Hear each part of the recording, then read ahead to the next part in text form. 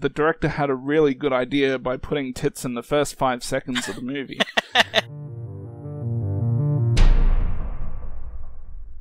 Next up is Fertile Ground from 2011. So, somewhat, I guess, interesting plot. Basically, this pregnant woman has a miscarriage, a somewhat violent miscarriage, and she and her husband move out to the country, so she can sort of get away from the city, sort of, I guess, just find some peace after that traumatic event. And over the course of the next few months, some horrifying things happen, and is it ghosts and supernatural stuff, and oh god, there's more ghosts, and yes. I may not sound enthusiastic because I'm not. This one, I guess the movie's like, it's made okayish. I mean, but it's, the plot, is somewhat unique in that, hey, it's, it's somewhat unique, but generally, I thought a lot of the, supernatural stuff going on was somewhat generic, and not much of it was particularly memorable. The ending, too.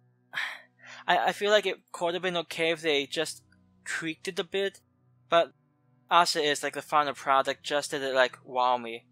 I'm sort of curious what your thoughts on this one are. I hadn't really heard of this movie until it was, nominated to discuss for this show, so... I apologize. And as you sometimes do before watching a movie you've never heard of, sometimes you go watch a trailer, which I did. And I thought the trailer looked a lot cheaper than what the final movie ended up being. So, in a way, I was kind of happy that the movie was a little more polished than what the trailer was showing. But at the same time, I think the movie's still a little generic. Like, it is the type of movie that you watch and you probably forget within a week. Just because, I don't know, we've seen some of this stuff before, and at the same time, there's not a whole lot memorable in it. I think the plot was, it was decent. At the same time, still nothing incredibly original, but it's one of the earlier movies in this decade of supernatural horror that kind of took over the genre. I guess one great thing to say is, the director had a really good idea by putting tits in the first 5 seconds of the movie. 5 seconds in, I'm already checking out a pair. I'm like, this director speaks to me. Are you into pregnant chicks? Well, not necessarily, but she wasn't 9 months pregnant, so she had a bit of a bump on her, but I can look past that. But I guess another thing, and this seems like such a insignificant thing, but the cheap looking title cards or titles or whatever you want to call them throughout the movie, they've kind of got they've segmented the movie into chapters or whatever with these titles. I have a whole paragraph in my review over that. It's so stupid. It is kind of stupid. To be honest, it wasn't really needed for the movie. But even if it was, the titles being shown throughout are the exact same size and font of the main title.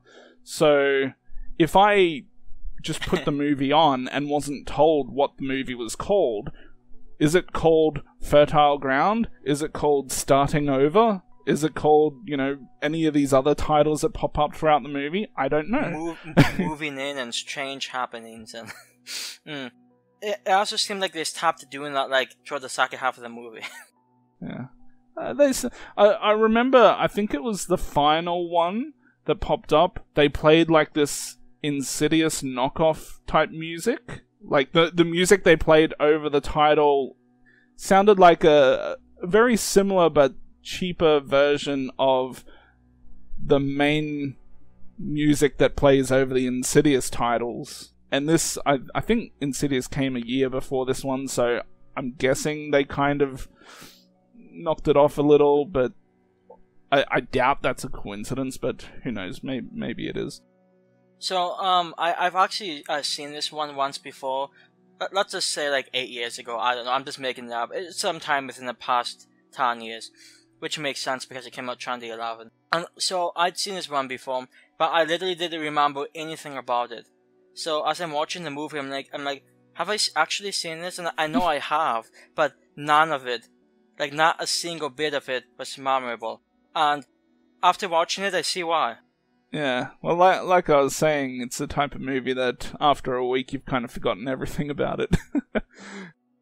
Well, in your case, 8 years, or whatever that was. So, yeah. I did notice one small pet peeve of mine, and that's just a very small scene in which the main lady is watching TV, and she just happens to be watching Night of the Living Dead.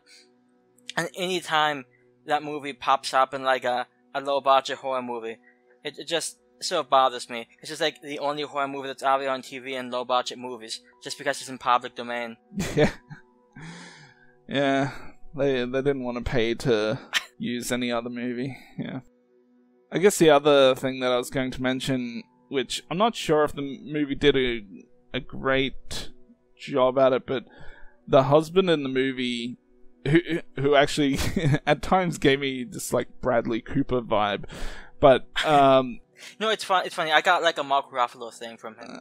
Yeah, maybe a combination of the two, but especially as the movie goes on, man, he becomes such a major dick.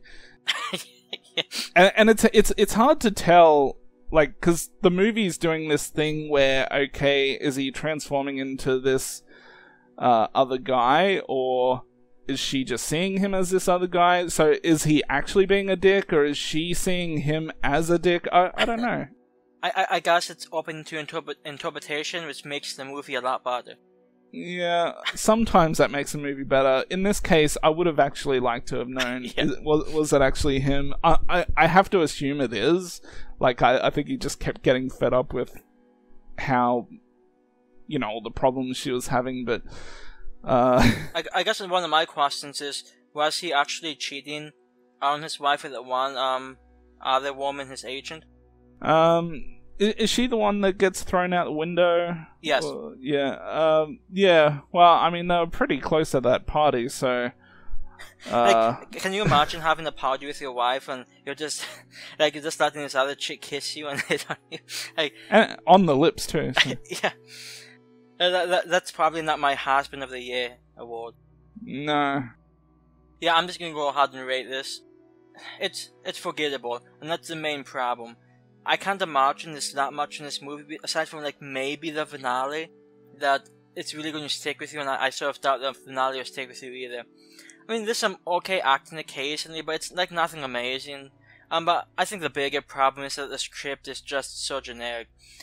So I'm going to give this one a 4.5. I'm just going to round up to a 5, I guess, to be generous. But it's definitely not a movie I would recommend. Yeah, I'm going to give it a 5. I didn't think it was bad, just really forgettable and generic overall. I mean, there's a couple of okay scenes in the movie, but it really does nothing to, it just doesn't stand out. So, yeah, 5 out of 10 I think is pretty fair.